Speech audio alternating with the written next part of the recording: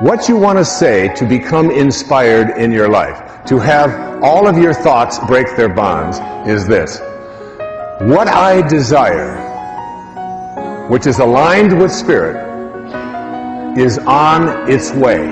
Dr. Wayne Dyer, best-selling author and America's foremost spiritual guide and mentor, returns to public television to share his 6 remarkable steps for living an inspired life. And I'd like to suggest to you that inspiration is not something that comes and goes. It's not something that you have one moment and then in the next moment it disappears. And this is a whole new look at inspiration. Along with powerful wisdom teachings to unleash your own inspiration, you'll meet 4 individuals whose lives have personally inspired Dr. Dyer. So becoming inspired is really about changing your awareness of yourself. Now, join Wayne Dyer for an extraordinary presentation that promises to transform your life when Inspiration, Your Ultimate Calling airs next.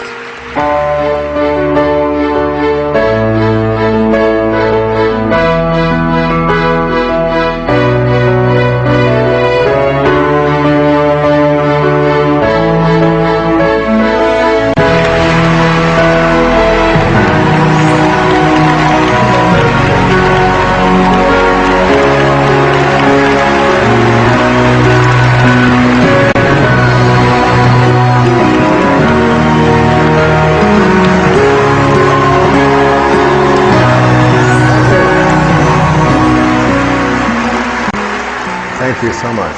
It's wonderful to be here, back on PBS with a brand new special on inspiration, your ultimate calling. There'll be a lot about inspiration here tonight, inspiring people, inspiring events, how to live an inspired life, how to attract spirit back into your life. Lots of things that are going to be very powerful for you. I encourage you to stay with it and call everyone you know and tell them to watch. We need more inspiration in this world. People that have inspired me have been, my children have been a great inspiration to me. I have 8 of them, 6 daughters. Yes.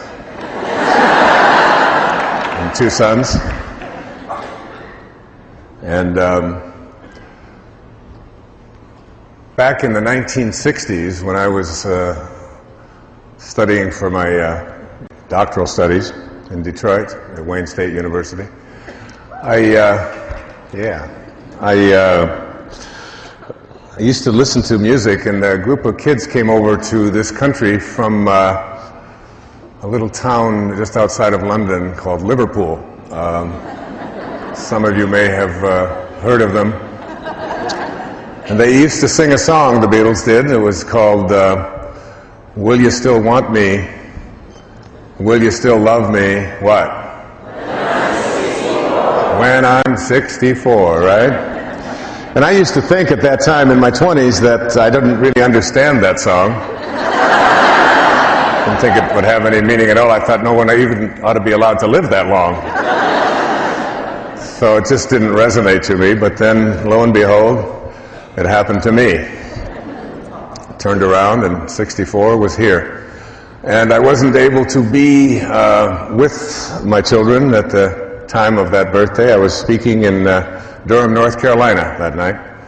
So I got a package from them with a wonderful card in it for me.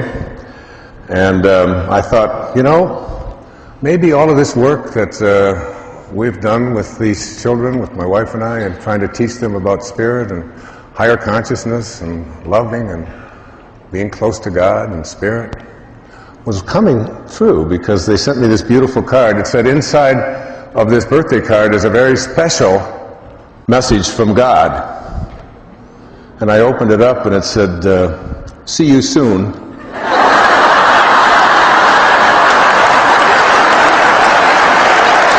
Happy birthday. So,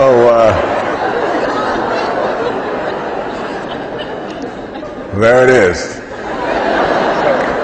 And my children have been a great source of inspiration to me. They have given me some of the best material I could ever have. I can remember one morning, I was making waffles for them, and I heard my daughters talking to each other, and they were doing very slow, and I had what I thought was really important things to do, and I encouraged her and all of them to, speed it up a little bit. Let's go. We've all got to get in the car. We've got deadlines. We've got to get to school. I've got to get to work. I'm a prophet. I have to go think and walk the beach. I get paid by the thought, you see. So I raised my voice a little bit, and I said something, and my daughter Serena took umbrage at what I had said, and I said, "Come on, let's go, get working, let's go, move, come on, I want to get to school, we've got to get you to school."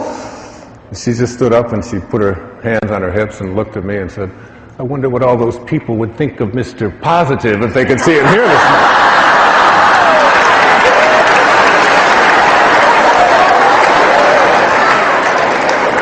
She turned around and looked at her sister, Summer, and said, "Would you buy a book from someone who yells at a 10-year-old child?" I write those down when they... So anyway, my children have always been great inspiration for me, and great teachers, and keep me very close to the ground and very humble. I want to begin this program on inspiration with a story about attitude and belief, because basically the idea of living an inspired life is one in which our attitudes become one of being in harmony with our source, with spirit. Not too long ago, I was honored by Yeshiva University, the Einstein School of Medicine, with a wonderful tribute. It was called the Einstein Award, that is given to people whose work exemplifies some of the sort of philosophical views, rather than just necessarily the scientific views of Albert Einstein.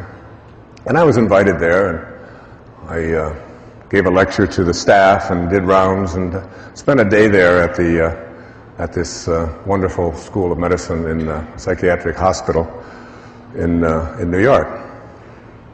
But I felt that when I got there that maybe it would be important for me to explain to them about Einstein's theory of relativity, which I'm sure many of you watching don't really completely understand.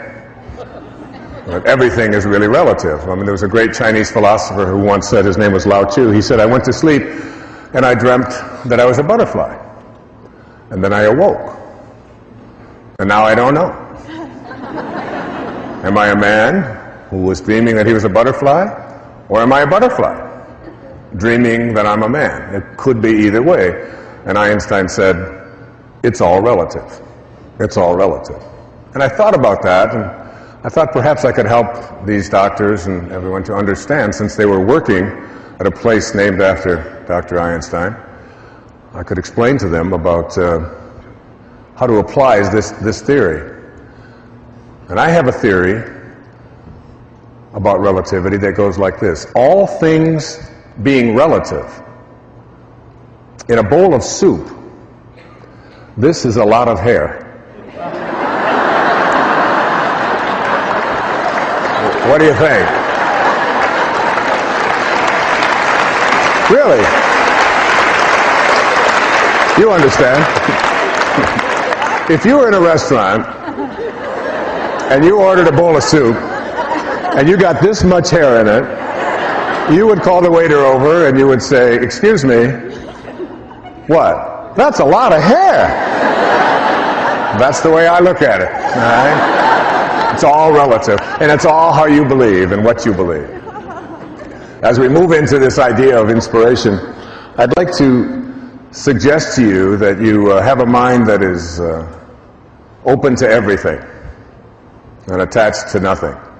It's not a program that's based on any religion or any particular view of spirit or God or soul. We can call it what we want. We all originate from the same source. This source acts in a certain way, is constantly creating, and whether you're a believer in one particular religious persuasion or another,